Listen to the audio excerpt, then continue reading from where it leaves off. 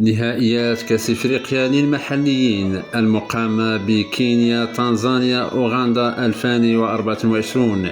نتائج مباراة اليوم: المجموعة الأولى، مرحلة دور المجموعات، الجولة الثانية.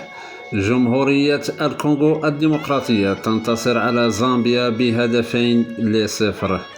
أنغولا تتعادل أمام كينيا بهدف في كل شبكة.